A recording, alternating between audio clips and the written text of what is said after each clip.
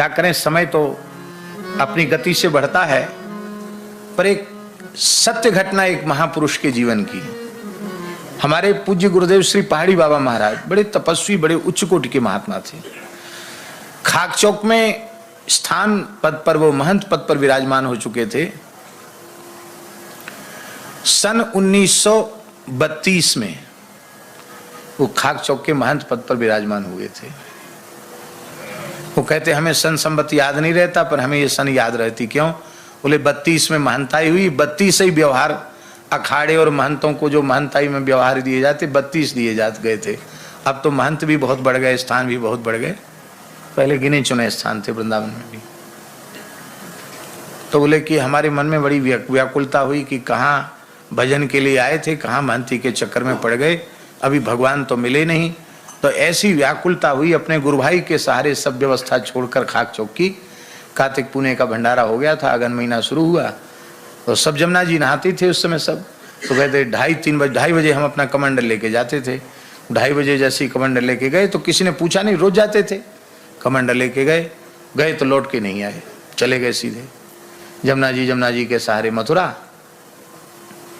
और फिर वहां से उज्जैन की तरफ चले गए। उज्जैन क्यों गए? बोले उज्जैन हमारे मन में यह था कि कागभूषुंडी जी पर भले ही श्राप के रूप में कृपा हुई, उज्जैन में कृपा हुई, इसलिए चलो उज्जैन चलते हैं, ऐसा बोले मन में आया। तो कहते मन में इतनी व्याकुलता थी कि हमको ऐसा कुछ हो जाए कि हमको भगवान की अनुभूति हो जाए। और उस समय हठयोग आदि की क्रियाओं में महाराज जी निष्णात हो चुके थे। नेति, धोती, वस्ती, शंख प्रचालन और सब आसन, प्राणायाम एक दिन में 80 प्राणायाम। उनकी आसन शरीर से ऊपर, जमीन से ऊपर उठ जाता था आसन के प्राणायाम में। अनेक प्रकार की, मतलब कोई सामान्य स्थिति नहीं थी उनकी। योग में बहुत ऊंची स्थिति उनको प्राप्त हो गई थी, लेकिन जिसे जो चाहते थे वो नहीं मिला था उनको। तो महाराज जी कहते कि हम रेल की पटरी के सहारे पैदल चलते कई दिन लगे, देवास के जंगल में पहुंच गए। तो देवास के पास एक कोई जंगल में ही कोई शिवालय था, तो शिवालय में लेट गए। पुराना सा शिवालय था, लेट गए, बहुत थके हुए थे, लेट गए तो नींद आ गई। लेटे ही थे कि शायद अर्धरात्रि का समय होगा, बड़ी जोर का डमरू बजा और मेरी जटाओं को पकड़कर किसी ने खींचा। तो बोले जैसे ही मैंने मेरी जटाओं को खींचा तुम उठ के बैठ गए। मैंने नेत्र खोल के देखा तो दिव्य प्रकाश पुंज के मध्य में साक्षात भगवान शिव, कर्पूर गौर देह है, चंद्रमा मस्तक पर विराजमान है, साक्षात भगवान शिव सामने खड़े हैं। और बोले तेरे मन में जो व्याकुलता है उसका समाधान हो जाएगा, जो तू चाहता वो तुझे मिल जाएगा, यहां से उत्तर दिशा की ओर चला जा। बस इतनी आवाज सुनाई पड़ी, 1 मिनट लगा होगा मुश्किल से, और वो दृश्य मेरे सामने से अंतर्धान हो गया। मैंने निश्चय कर लिया कि भगवान शिव की कृपा हुई है। अब हम तब तक उत्तर दिशा नहीं छोड़ेंगे जब तक कोई भगवत प्राप्त पुरुष जो भगवत साक्षात्कार करा सके ऐसे महापुरुष ना मिल जाए। दूल्हे आगे बढ़े। ठंड का, अगहन के महीने में ठंड शुरू हो जाती है, जंगल में तो वैसे ही कुछ शीत अधिक हो जाती है। दूल्हे रात्रि को जा रहे थे, एक नंगा लड़का सामने आया। अब बुद्धि ने यह काम नहीं किया कि ये इतनी रात में घोर जंगल में नंगा लड़का कहां से? 5-7 साल का नंगा लड़का, शरीर पर कुछ नहीं, लंगोटी तक नहीं। तो हमने उनसे कहा बालक भगवान यहां कोई महात्मा रहते हैं उत्तर की तरफ? हाँ महात्मा तो रहते हैं। ऐसे महात्मा रहते हैं जो मिट्टी छू दें तो मिस्री बन जाए, जाओ चले जाओ उनके पास। और वो बालक का पता नहीं कहां चला गया। अब हम वहां से सीधे सीधे चले तो वहां, ये देवास के जंगल की बात है, वहां एक चमेली का झाड़ था, एक कुआ था, कुइया थी, चमेली होती नहीं लता, चमेली की लता का झाड़ था। और उसी झाड़ के सारे एक महात्मा पड़े थे, एक गुदड़ी थी उन पे, उनके जटा ऐसे झाड़ पे ऐसे मतलब फैले हुए थे और वो ऐसे पड़े थे। आकर उन्होंने प्रणाम किया महाराज जी ने। उनसे भी पूछते थे कि यहाँ कोई महात्मा रहते हैं क्या? वो महात्मा तो वही थे।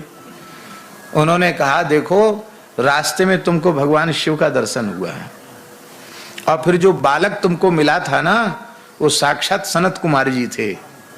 सनकादिकों में जो सबसे छोटे सनत कुमार जी वो थे, वो मिले तुमको। हमारे पास ही दोनों ने भेजा है। अब बच्चा ऐसा करो कि स्नान कर लो पहले। स्नान कर लिया, धूना चैतन्य था, बैठ जाओ यहाँ। बैठते ही उन्होंने कहा कि तुम्हारा जन्म अमुक जिले में अमुक गांव में सनाढ़ विप्र कुल में जन्म हुआ है। तुम्हारा घर का नाम पंडित देवीराम उपाध्याय है। तुम अमुक जगह तुम्हारा गुरु स्थान है। इतना इतना साधन कर चुके हो, फिर भी कुछ मिला नहीं है, इसलिए तुम यहाँ आए हो। आश्चर्य, ऐसे बता रहे हैं जैसे बिल्कुल सब पूरी जीवन बचपन से लेकर अब तक की घटना, कैसे घर छोड़ा सब बता दिया। तो हमारे मन में तुरंत आया कि अरे ऐसी सिद्धियां तो लोगों को होती हैं जो बता देते हैं। जैसे मेरे मन में इधर उधर अपने दिमाग को मत ले जा, अब मत भटके, अब आ गया तो स्थिर हो जा, बैठ जा। बोल बैठ गए। फिर उन्होंने कृपा कर दी। बहुत समय तक उनके साथ महाराज जी रहे और चित्रकूट में साधन किया तो महर्षि अत्रि का दर्शन हुआ उनको।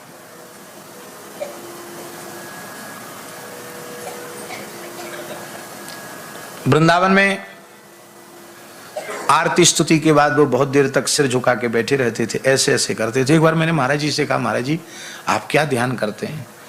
बच्चा किसको बतावें? श्री नारद जी, सुखदेव जी, सनकादिक भगवान, व्यास, वाल्मीकि सब वृंदावन में विचर रहे हैं। उन्हीं संतों को प्रणाम करता हूं। लोग ईंट पत्थर देखते हैं, महल मकान देखते हैं, भगवान के पार्षद वृंदावन में घूम रहे हैं, खोज रहे हैं कोई भगवान का प्रेमी मिल जाए, उसको कुछ सुनावें, उसको कुछ दें, कृतार्थ करें। ये बात हम इसलिए कह रहे हैं कि ऐसा जीवन बन जाएगा तो वे सब महापुरुष आप पर कृपा करेंगे। ये प्रत्यक्ष घटनाएं हैं संतों के जीवन की, बहुत पुरानी बात नहीं। 2003 में महाराज जी भगवत धाम गए हैं, उनके जीवन की घटनाएं। पुराने से कपड़े और नख बड़े बड़े, क्यों नख काटे तो छोटे बड़े बड़े नख, और भी खाने भी नहीं जाता था, वहीं कोई आकर डाल दे तो खा लेता था। और खाते खाते सुअर झपट के ले गया तो सुअर को भी नहीं भगाता, कुत्ता झपट के ले जाए तो कुत्ते को भी नहीं भगाता, ऐसे रहता। बोलता किसी से कुछ नहीं। हम भी सोचते थे कि पता नहीं क्या इसको क्या है कैसे है। तो सुदामा कुटी में भक्तमाल की कथा चल रही थी, हम ही कह रहे थे कथा। तो एक दिन माइक खराब हो गया, तो वो भीतर का माइक तो चल रहा था, बाहर वाला माइक बंद हो गया। तो वो जो पागल के वेश में थे ना, वो उठकर वहां से जहां कथा का शब्द ठीक से सुनाई पड़े वहां आ गए। जगमोहन के बाहर आकर एक बन्ना की लता थी, उसके पास बैठ के सुनने लग गया। हम करमेती जी का चरित्र कह रहे थे। अब वो उधर नहीं, ऐसे ऐसे मुड़ के दीवार की तरफ बैठा। अब खिड़की थी जंगला, वो जंगले से वो हमारी तरफ देख रहा था, जनता की तरफ तो दृष्टि थी नहीं, ऐसे कोने में। वो हमारी नज़र उधर पड़ गई।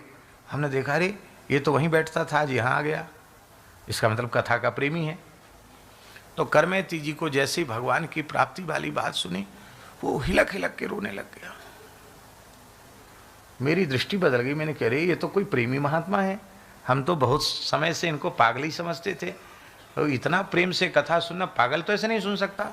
इसकी झरझर आंसू बह रहे हैं आंखों से। श्रद्धा मन में थोड़ी जगी। तो कुछ दिन बाद जब हम उधर से निकलते, वो दिखाई पड़ते, तो हम उनको ऐसे मन ही मन नेत्र झुका के प्रणाम करते। और वो ऐसे ही रहते थे, ऐसे कभी देखते तो वो भी ऐसी आंख कर लेते, बस इतना। एक दिन खाकचौक से हम, शायद पूष का महीना होगा, बहुत जोर का जाड़ा था, खूब कोहरा पड़ रहा था, फोक जिसको कहते हैं, कोहरा खूब था। तो हम खाकचौक से जैसे ही लगभग रात्रि को 9 बजे उधर से चले, बहुत ठंड, एकदम घना कोहरा, बिजली का बल्ब का प्रकाश भी टिमटिमाता दिखे, इतना कोहरा। और वो कोहरे में एक फटे से कम्बल को ऐसे लपेटकर वो पीपल के नीचे वो बैठा था। तो हमने सोचा अभी बहुत एकांत है, कोई व्यक्ति है नहीं, अब इसके पास थोड़ी देर बैठे। हम वहीं बैठे। हमने कहा भगत जी राम राम प्रणाम। पहले तो देखा ही नहीं हमारी तरफ, फिर मेरी तरफ ऐसे देखा तो देखकर संभवतः पहचान लिया कि ये कथा सुनाता वही है ये। तो हमने कहा कि भैया आप कहाँ से आए हैं? बहुत ध्यान से सुने, बड़ी प्रेरक बात है। आप कहाँ से आए हैं? बोला फर्रुखाबाद। फिर हमने दूसरा प्रश्न पूछा, किस जाति के हो? बोला कान्यकुब्ज ब्राह्मण। हमने कहा आप पढ़े लिखे भी हैं? बोला हाँ, MSc किया हुआ है। हम तो पढ़े नहीं तो हम क्या जाने MSc क्या होता। उसने कहा हमने MSc किया हुआ है। तो हमने कह रही इतने पढ़े लिखे अच्छे कुल के बालक, आप ऐसे रहते हो, आप गंदगी में रहते हो, ऐसे क्यों रहते हो? इतना सुन के वह रोने लग गया और बोला कन्हैया से मिलने के लिए, कन्हैया से मिलने के लिए ऐसे रहता हूं। तो हमने कहा आपको कन्हैया मिल गए? झूठ नहीं बोलूंगा आपसे, आप कथा सुनाते हैं, आपसे झूठ नहीं बोलूंगा। हाँ मिल गए। इतने सरलता से, इतने विश्वास से उसने स्वीकार, हाँ मिल गए। हमने कहा स्वप्न में मिले कि ध्यान में? तो कहा आप जैसे आकर मिले हैं ऐसे मिले। और फिर फूट फूट कर रोया। रोते रोते उसने कहा कि आप किसी के सामने इस बात को बोलना नहीं। हमने कहा आप रोए नहीं, आपका शरीर जब तक रहेगा हम किसी के सामने कुछ नहीं बोलेंगे। नहीं बोला हमने, किसी को भी नहीं कहा कि अच्छे महात्मा है।